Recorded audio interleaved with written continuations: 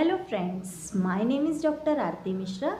आज हम बात करेंगे आर्थराइटिस के बारे में, जिसे सामान्य भाषा में गठिया या जोड़ों का दर्द भी कहा जाता है।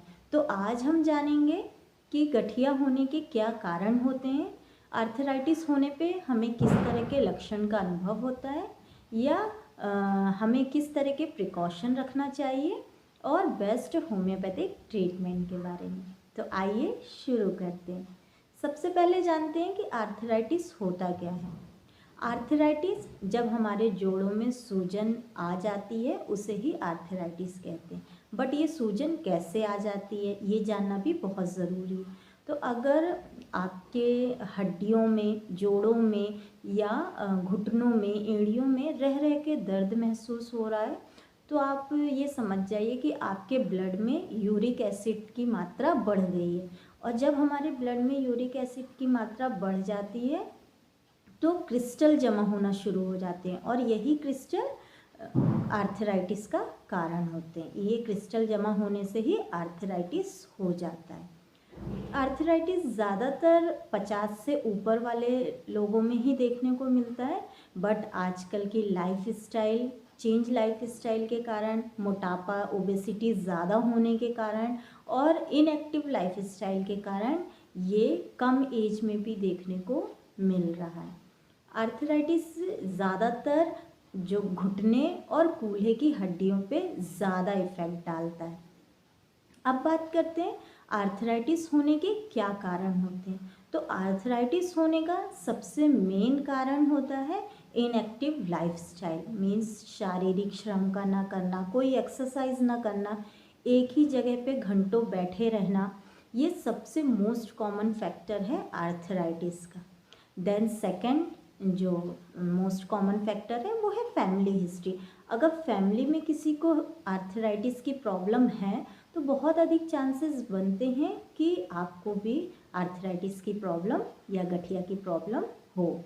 Then third most common reason है एज। अगर आपकी एज 50 ईयर्स से अबव है तो हमारे जो घुटने या जोड़ों में घिसाव होना शुरू हो जाता है, कैल्शियम की कमी हो जाती है, जिसके कारण बहुत कॉमन है कि 50 से ऊपर वालों को आर्थराइटिस बहुत जल्दी होता है। देन फोर्थ जो मोस्ट कॉमन रीज़न है, जो हमारे जॉइंट्स हैं उसमें सॉफ्ट टिश्यूज़ होते हैं, उसमें कभी आपको गहरी चोट लगी हो और आपने उसका सही से इलाज ना कराया हो, उस कंडीशन में भी आर्थराइटिस हो सकता है। देन अगर विटामिन डी की कमी है तो विटामिन डी के कारण भी आर्थराइटिस होने के चांसेस ज़्यादा रहते हैं। एंड ओबेसिटी, ज़्यादा मोटापा या ज़्यादा वजन के कारण भी आर्थराइटिस की प्रॉब्लम देखने को मिलती है। ज़्यादा टी, कॉफ़ी, नमक, शुगर मीन्स चीनी ज़्यादा यूज़ करने से भी आर्थराइटिस की प्रॉब्लम देखने को मिलती है। अब बात करते हैं लक्षण की, मीन्स किस तरह के हमें लक्षण का अनुभव होता है जब हमें आर्थराइटिस की प्रॉब्लम होती है। तो सबसे पहले हम बात करते हैं कि हमें शुरुआत में किस तरह के लक्षण मिलते हैं। मतलब अगर आपके आर्थराइटिस की शुरुआत हुई है तो आपको सबसे फर्स्ट तो दर्द, घुटने, अगर घुटने में है मान लीजिए तो घुटनों में बहुत ज़्यादा दर्द होगा और ये दर्द उठने बैठने में होगा, नॉर्मली नहीं होगा, उठने बैठने में दर्द होगा और चलने में आपको आपकी गति थोड़ी कम हो जाएगी, हल्का सा सूजन रहेगा। लेकिन अगर आपको आर्थराइटिस की प्रॉब्लम ज़्यादा सीवियर हो गई है तो आपको बहुत सीवियर पेन होगा, दर्द होगा और आपको उठने बैठने, सीढ़ियाँ चढ़ने में भी बहुत दर्द होगा।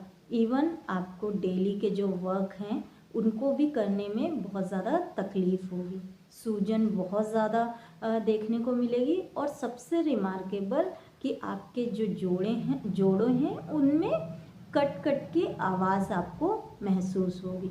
तो आप समझ जाइए कि आपका आर्थराइटिस बहुत ज़्यादा सीवियर हो चुका है।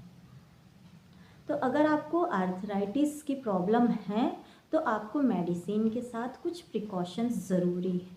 तो सबसे पहले आपको कुछ चीज़ें अपनी लाइफस्टाइल में ऐड करना होगा और कुछ चीज़ों को अपनी लाइफस्टाइल से निकालना होगा। मीन्स जैसे अगर आप शुगर लेते हैं तो आज से ही शुगर बिल्कुल बंद कर दीजिए, क्योंकि जो अगर आपको शुगर आप ज़्यादा ले रहे हैं तो आपका वेट ज़्यादा बढ़ेगा, और वेट ज़्यादा बढ़ने से आर्थराइटिस की समस्या और ज़्यादा सीवियर हो जाती है। तो इसलिए आप कोई भी शक्कर से बनी चीज़ जैसे कोल्ड ड्रिंक है, आइसक्रीम है, या चाय है, स्वीट है, चॉकलेट्स हैं, इन्हें बिल्कुल अवॉइड कर दीजिए।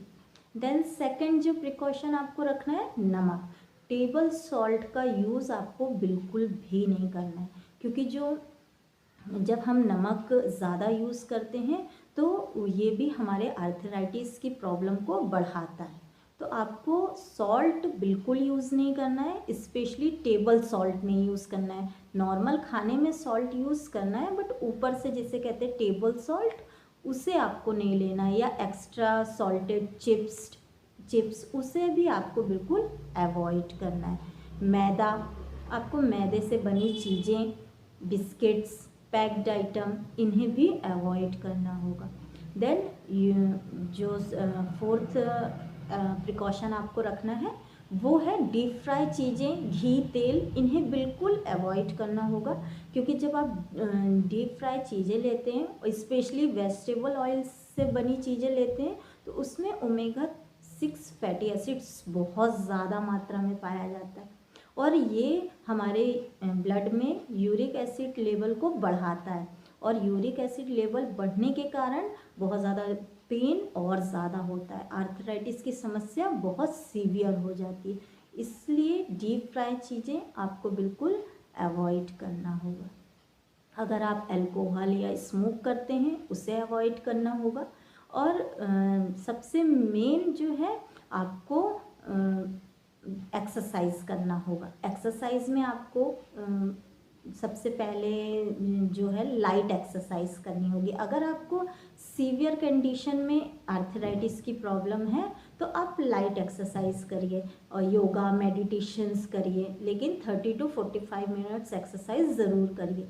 और अगर आपको आर्थराइटिस की शुरुआत हुई है तो आप साइकिलिंग, जॉगिंग, वॉकिंग ज़रूर करिए, क्योंकि एक्सरसाइज करना बहुत ज़्यादा ज़रूरी है।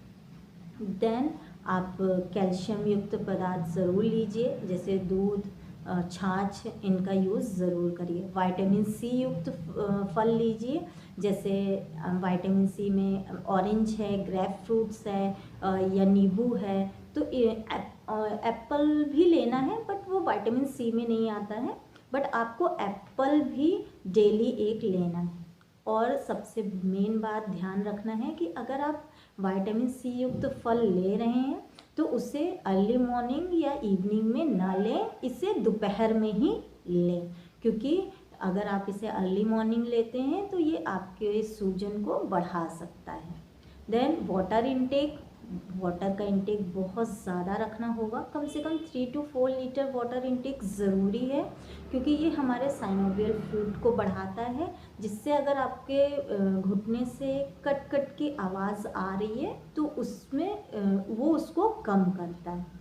देन एक स्टडी में ऐसा पाया गया है कि जो अलसी के बीज होते हैं, आप इस पिक्चर्स में देखिए, इन बीजों का चूर्ण बनाकर अगर आप अर्ली मॉर्निंग लेते हैं तो ये यूरिक एसिड लेवल को कम करता है, और आपके सूजन को भी कम करता है, और आपके वेट को भी कम करता है। तो आप इसको भी यूज़ कर सकते हैं। देन आपको पानी का बिल्कुल ध्यान रखना है। अब बात करते हैं बेस्ट होम्योपैथिक मेडिसिन की। तो बेस्ट होम्योपैथिक मेडिसिन में सबसे फर्स्ट आपको, अगर आर्थराइटिस की प्रॉब्लम है तो अगर आप शुरुआती दौर पे हैं तो आप इन मेडिसिनों से आपको कुछ 1 से 1.5-2 महीने में ही आपके आर्थराइटिस की प्रॉब्लम ठीक हो जाएगी। लेकिन अगर आपको बहुत समय से आर्थराइटिस की प्रॉब्लम है तो आपको इस मेडिसिन को कंटिन्यू कुछ टाइम तक लेना ही होगा। तो जो अभी हम मेडिसिन की बात करेंगे उसकी आप एक किट बना लीजिए और उसे एक प्रॉपर टाइम पे ज़रूर लीजिए। तो सबसे फर्स्ट मेडिसिन है रस्टॉक्स, सेकंड है Ertiga urens, third BC19 and fourth एक ऑयल है ऑर्थोमूव मसाज ऑयल। इन चारों मेडिसिन को आप एक किट बनाकर रख लीजिए और इसे प्रॉपर टाइम पर लीजिए। सबसे फर्स्ट जैसे रस्टॉक्स अगर आप लेते हैं तो ये आपके जो यूरिक एसिड लेवल है उसको कम करता है, आपकी सूजन को भी कम करता है, दर्द को कम करता है और आपको जैसे चलने में तो आराम रहता है, लेकिन अगर आप बैठ जाते हैं तो आपका दर्द ज़्यादा बढ़ जाता है, तो उस कंडीशन को भी ये कम करता है। तो रस्टॉक्स बहुत ज़्यादा इफ़ेक्टिव है।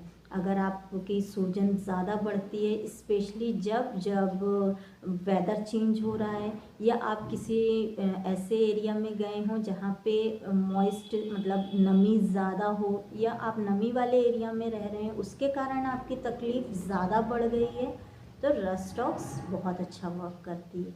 तो आपको रस्टॉक्स मॉर्निंग में आफ्टर ब्रेकफास्ट, जैसे आपने ब्रेकफास्ट किया 7:30 तो 8 o'clock या 8:30 आप 8 o'clock आपने ब्रेकफास्ट किया तो 8:30 आपको रस्टॉक्स 5 ड्रॉप्स आधे कप नॉर्मल वाटर में ले लेना है। देन नाइट में भी आपको इसे 8 o'clock ले लेना है 5 ड्रॉप्स। देन सेकंड जो मेडिसिन है वो है आर्टिका यूरेंस। तो आर्टिका यूरेंस को आपको जैसे आपने रस्टॉक्स लेने के जैसे 8:30 आपने रस्टॉक्स लिया, फिर आपको 8:45 पे आर्टिका यूरेंस की 10 ड्रॉप्स आधे कप गुनगुने पानी में लेना है। तो ये मेडिसिन जो है वो आपके सबसे फर्स्ट तो यूरिक एसिड लेवल को कम करेगा, आपके आर्थराइटिस की प्रॉब्लम को और ज़्यादा बढ़ने नहीं देगा, आपके कैल्शियम की अगर कमी के कारण आर्थराइटिस की प्रॉब्लम हुई है उसको भी पूरा करेगा। तो आर्टिका यूरेंस आपको रस्टॉक्स लेने के 15 मिनट्स बाद लेना है, मॉर्निंग में और नाइट में भी 15 मिनट्स बाद लेना है। देन थर्ड मेडिसिन एक बायो कॉम्बिनेशन जिसकी हम हमेशा बात करते हैं वो है BC19। BC19 मेडिसिन को आपको 4 टैबलेट दिन में 3 बार लेना है। आपने फर्स्ट रस्टॉक्स ले ली, देन आर्टिका यूरेंस ले ली, देन इसके बाद आपको BC19 की 4 टैबलेट लेनी है। दोपहर में भी 4 टैबलेट लेनी है और शाम को भी 4 टैबलेट लेनी है। तो ये जो है ये आपके कैल्शियम लेवल को बढ़ाएगा, आपके सूजन को कम करेगा और आपके दर्द में भी आपको रिलीफ मिलेगा। ये स्पेशली जॉइंट्स पेन के लिए ही दिया जाता है, स्वेलिंग को बहुत जल्दी ये कम करता है। तो ये मेडिसिन तीनों मेडिसिनों को आपको प्रॉपर टाइम पे लेना है। Then fourth Orthomove massage oil.